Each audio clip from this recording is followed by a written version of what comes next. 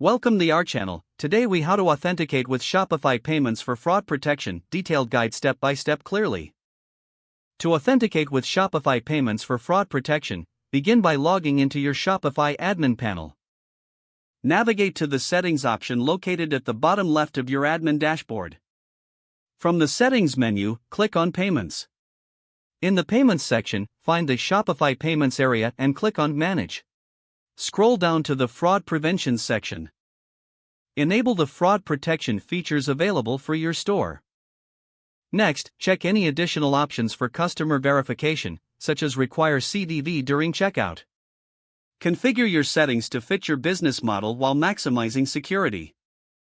After making adjustments, click the Save button to apply the changes. Return to your Payments page to review all settings. Consider enabling notification alerts for any suspicious activity. Regularly monitor your transaction history for any unusual patterns. Familiarize yourself with Shopify's guidelines on chargebacks and fraud protection. Implement additional security measures like two-factor authentication for your account. Stay updated with Shopify's latest security features and recommendations. Educate your team about recognizing potential fraud and how to handle it. This proactive approach will help ensure that your store remains secure and trustworthy for all customers. If the page does not load, refresh the browser or try again in a private or incognito window. Make sure you are using the correct email address, then retype it carefully to avoid small typos. If your password is not accepted, use the reset option and create a new strong password you can remember.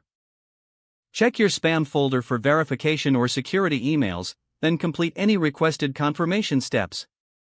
Enable two-factor authentication if available to improve account security and reduce unauthorized access risk. After signing in, review your profile details so your contact information and settings are accurate and current. If you see an error message, note it down and try again after restarting your device and internet connection. Log out when you finish, especially on shared devices, to keep your account and payment information secure. If the page does not load, refresh the browser or try again in a private or incognito window.